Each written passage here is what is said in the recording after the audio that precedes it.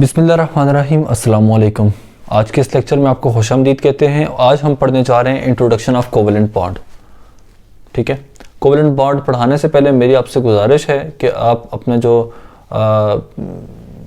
Previous lectures हैं उनको ज़रूर विज़िट करें, उनकी ज़रूर प्रैक्टिस करें, क्योंकि अगर आपको आयनिक बॉन्ड का कंसेप्ट कम्प्लीटली आता है तो उसके बाद ही आप कोवेलेंट बॉन्ड को एक्सेस कर सकते हैं, कोवेलेंट बॉन्ड को समझ सकते हैं, वरना आपके लिए थोड़ा सा मुश्किल हो जाएगा। सही, अब उन दोनों का आपस में, कोवेलेंट का और आयनिक बॉन्ड का आपस में कोई ख़ास रिश्ता नहीं है, मगर जिस तरीके से मैं करवाने जा रहा हूँ उस तरीके से इनका कुछ अच्छा खासा रिश्ता बनता है। मैंने आपको एक बात बताई थी, मैंने आपको कहा था कि जिस एटम के आखिर में, जिस भी एटम के आखिर में एक इलेक्ट्रॉन होगा, दो इलेक्ट्रॉन होगा, तीन इलेक्ट्रॉन होंगे, ठीक है, एक इलेक्ट्रॉन होंगे, दो इलेक्ट्रॉन होंगे, तीन इलेक्ट्रॉन होंगे, वो क्या करेंगे, इलेक्ट्रॉन को लूज करेंगे, इलेक्ट्रॉन को लूज करेंगे। और मैंने ये कहा था कि जिसके आखिरी शेल में 4 इलेक्ट्रॉन होंगे, 5 इलेक्ट्रॉन होंगे, 6 इलेक्ट्रॉन्स होंगे और या 7 इलेक्ट्रॉन्स होंगे, वो क्या करेंगे, वो इलेक्ट्रॉन्स को एक्सेप्ट करेंगे, यानी इलेक्ट्रॉन को गेन करेंगे। ठीक है, यानी ये जो बनाएंगे ये नेगेटिव आयन बनाएंगे और ये वाले जो हैं, ऊपर वाले जो हैं, वो पॉजिटिव आयन बनाएंगे। ठीक है, तो यानी अगर आपके पास एक वाला है, ठीक है, फॉर एग्जाम्पल अगर आपके पास यहाँ से लिथियम है और यहाँ से आपके पास क्लोरीन है, तो आप इनका आपस में रिएक्शन करवा सकते हैं, लिथियम क्लोराइड बना सकते हैं। सही, जो स्ट्रक्चर होगा वो आयनिक बनेगा। अगर देखें एक 1 वाला है, एक 2 वाला है, एक 3 वाला है, अगर वो इनमें से इसके साथ रिएक्ट करेगा तो वो आयनिक बॉन्ड बनाएगा। मिसाल के तौर पे अभी तक जितने भी हमने प्रैक्टिस की थी उसमें हमने ये देखा था कि हमारे पास जो है एक वो एटम है जिसके पास 3 से कम इलेक्ट्रॉन है और दूसरा वो एटम है जिसके पास 3 से ज़्यादा इलेक्ट्रॉन है। सही, अभी तक हमने सिर्फ इसी स्टेट पे रहकर हमने काम किया था। ठीक है, मगर अब जो मैं आपको बताने जा रहा हूँ कि इसमें क्या हो रहा है कि जो आने वाले लेक्चर में, यानी जो इस लेक्चर में जो मैं डिस्कशन करूँगा वो मैं बात करूँ कि हमारे पास दोनों एटम जो होंगे वो इस चीज़ से बिलोंग करेंगे, इस जो हमारा ये पोर्शन है इससे बिलोंग करेंगे। मैं ये कह रहा हूँ कि अगर एक एटम के पास 2 एटम हैं वो आपस में रिएक्ट कर रहे हैं और दोनों एटम्स के पास 4 इलेक्ट्रॉन है या 2 इलेक्ट्रॉन है, या आप कह सकते हैं कि 7 इलेक्ट्रॉन है, तो फिर क्या होगा। सही, यानी मैं कुछ इस तरह के स्टेटमेंट क्रिएट कर रहा हूँ।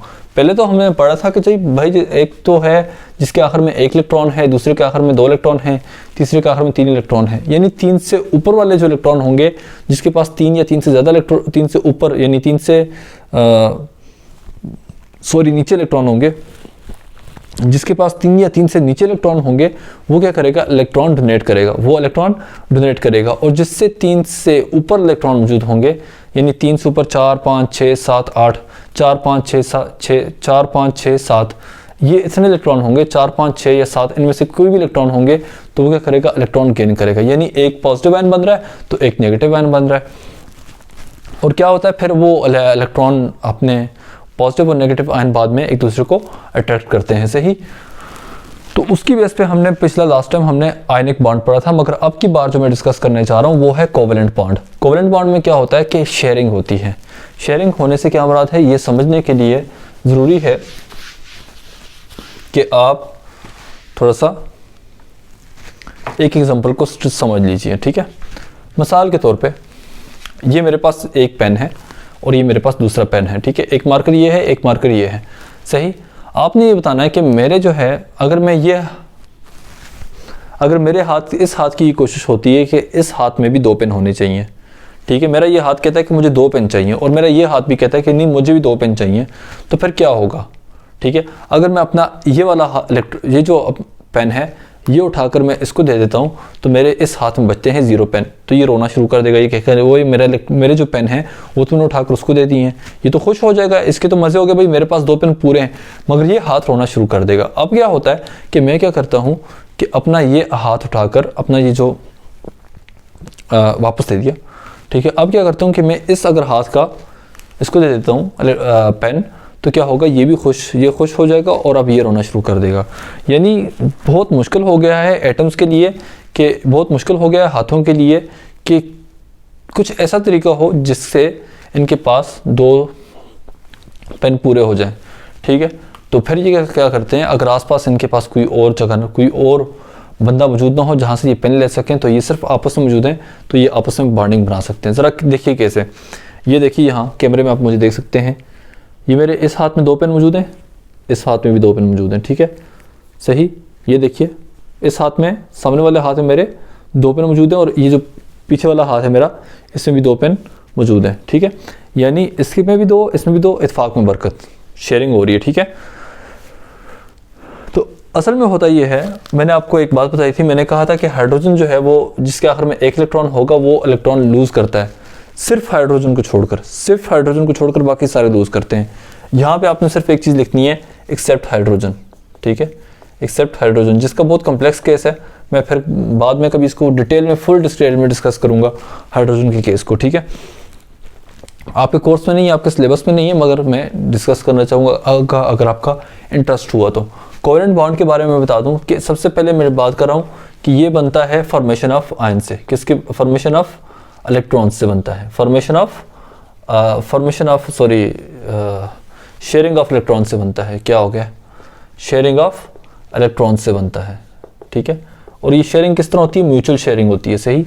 आपस में इलेक्ट्रॉन्स शेयर करते हैं, जैसे ये मेरा हाथ है, इस हाथ ने आपस में मार्कर्स को शेयर कर दिया, इसके पास भी 2, इसके पास भी 2, यानी इलेक्ट्रॉन्स जो एटम्स हैं वो बेसिकली अपनी ज़रूरतों को पूरा करने के लिए, अपनी इलेक्ट्रॉनिक स्ट्रक्चर्स की ज़रूरत को पूरा करने के लिए वो इलेक्ट्रॉन्स को शेयर करते हैं। इसकी सबसे पहली जो बात मैं डिस्कस करने जा रहा हूँ, सबसे पहले जो एग्जांपल डिस्कस कर रहा हूँ वो है हाइड्रोजन बॉन्डिंग, हाइड्रोजन मॉलिक्यूल, ठीक है, ठीक है, हाइड्रोजन मॉलिक्यूल, हाइड्रोजन मॉलिक्यूल, ठीक है। अब मॉलिक्यूल जब भी शेयरिंग ऑफ इलेक्ट्रॉन होगी तो मॉलिक्यूल बनेगा। आप ये बात याद रख ले कि जब भी शेयरिंग ऑफ मॉलिक्यूल होगी तो क्या बनेगा, क्या बनेगा, शेयरिंग ऑफ मॉलिक्यूल होगी तो मॉलिक्यूल, शेयरिंग ऑफ इलेक्ट्रॉन्स होगी तो क्या बनेगी, मॉलिक्यूल्स बनेंगे। शेयरिंग ऑफ इलेक्ट्रॉन्स होगी तो क्या बनेंगे, मॉलिक्यूल्स बनेंगे। हाइड्रोजन मॉलिक्यूल की एग्जांपल डिस्कस करता हूँ। हाइड्रोजन का आपने एटम बनाया, पहले शेल में 1 इलेक्ट्रॉन, इस हाइड्रोजन के शेल में भी 1 इलेक्ट्रॉन, ठीक है। अब क्या हो रहा है, ये आपस में शेयरिंग करेंगे। ये देखिए ज़रा, ये H, ठीक है, चलिए, ठीक है, ये देखिए ये 2 इलेक्ट्रॉन्स थे, दोनों ने आपस में बांट लिए, तो इस तरह से हाइड्रोजन जो कोवेलेंट बॉन्ड बना वो बनेगा single covalent bond, single covalent bond, single covalent bond. ये आपकी एग्जांपल में, आपकी बुक की एग्जांपल में मौजूद है। आप लिख सकते हैं कि हाइड्रोजन के पास 2 इलेक्ट्रॉन थे, एक हाइड्रोजन के पास 1 इलेक्ट्रॉन होता है, इस हाइड्रोजन के पास भी 1 इलेक्ट्रॉन था, दे शेयर देयर इलेक्ट्रॉन्स, ठीक है, म्यूचुअली, और अब इनके पास ये जो है बेसिकली हाइड्रोजन मॉलिक्यूल बन गए हैं, ठीक। इस बॉन्ड को कहते हैं सिंगल कोवेलेंट बॉन्ड, जिसमें 1 पेयर शेयर हो। सिंगल कोवेलेंट बॉन्ड कौन सा होता है, जिसमें ओनली 1 पेयर शेयर होता है। कौन सा, only 1 pair of electron share होते हैं, ओनली 1 पेयर ऑफ इलेक्ट्रॉन जिसमें शेयर हो उसे कहते हैं सिंगल कोवेलेंट बॉन्ड, ठीक है। अभी भी इस लेक्चर में हम जो बात करेंगे, जिन मॉलिक्यूल्स फॉर्मेशन की बात करेंगे, वो होंगे homo atomic molecule, homo atomic molecule. मैं यहाँ पे एक टर्म लिख रहा हूँ, homo atomic molecule, homo atomic molecule. Homo से क्या मुराद है, होमो का मतलब होता है सेम, होमो का मतलब होता है सेम, सेम, ठीक है, सेम एटम वाले, ठीक है। देखिए ये दोनों एटम सेम है, ठीक है।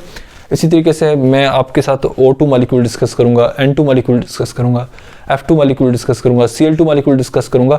जितने भी मॉलिक्यूल्स मैं इस लेक्चर में डिस्कस करने जा रहा हूं वो सब के सब होमो एटॉमिक होंगे, एक जैसे एटमों से बने होंगे, सही। चलिए आगे चलते हैं, अपना दूसरा मॉलिक्यूल जो है वो डिस्कस करते हैं, ठीक है।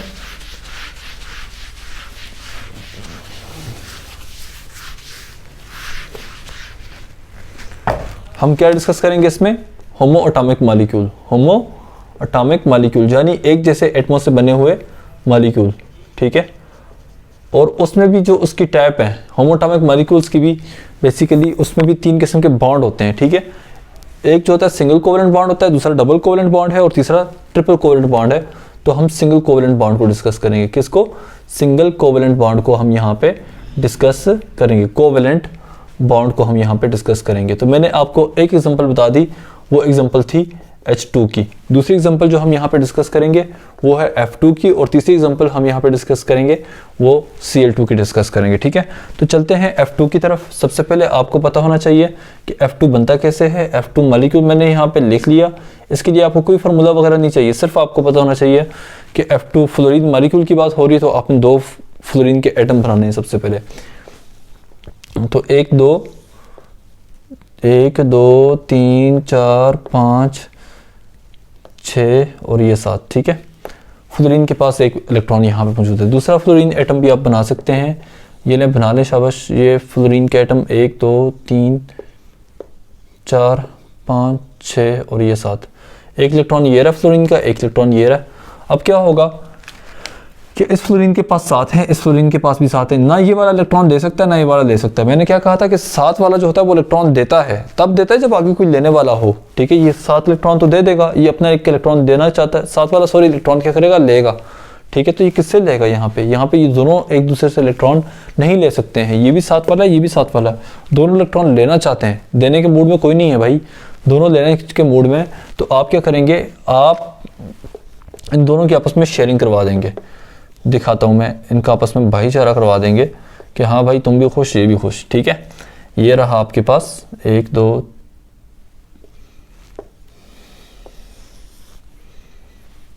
ये देखिए, पहले शेल में 2 इलेक्ट्रॉन, ठीक है। इसे कहते हैं F2 मॉलिक्यूल। क्या कहते हैं, F2 मॉलिक्यूल, फ्लोरीन मॉलिक्यूल, ठीक है। ये सिंगल कोवेलेंट बॉन्ड ही है, ठीक है।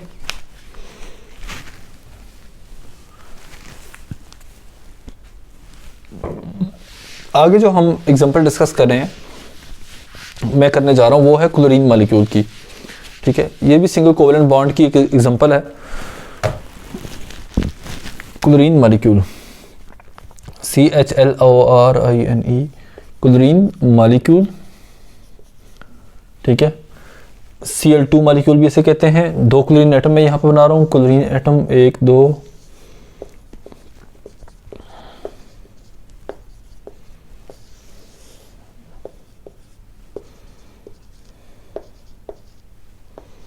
ठीक है, प्लस Cl, एटॉमिक नंबर इसका 17 होता है। तो आपको ये क्लोरीन एटम लाजमी बनाने आना चाहिए। अगर कोई नए बच्चे हैं जिनको समझ नहीं आ रही, नए स्टूडेंट्स हैं, तो वो मेरा जो लास्ट लेक्चर्स हैं वो विज़िट कर सकते हैं, उसमें मैंने डिटेल में एक्सप्लेन किया हुआ है, ठीक है। तो ये क्लोरीन एटम जो है, ये एक इलेक्ट्रॉन ये रहा है, एक इलेक्ट्रॉन ये रहा है, तो इनको आपस में मैं शेयर करवा देता हूँ। Cl पहले शेल में 2, दूसरे शेल में 1 2 3 4 5 6 7 8 और ये रहा आखिरी शेल में 1 2 3 4 5 6 7 और यहाँ पे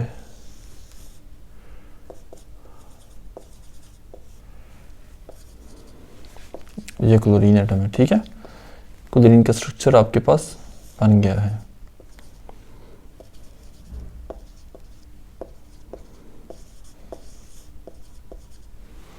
ठीक है, ये क्लोरीन मॉलिक्यूल बन गया है, ठीक है। इसमें भी 8 इलेक्ट्रॉन पूरे हैं, 2 4 6 8 2 4 6 8, ठीक है। यानी सबके पास जो इसके वैलेंस शेल में इलेक्ट्रॉन्स होंगे वो 8 होंगे, इनका ऑक्टेट स्टेबलाइज होगा, यानी इनका ऑक्टेट फुलफिल होगा, सही।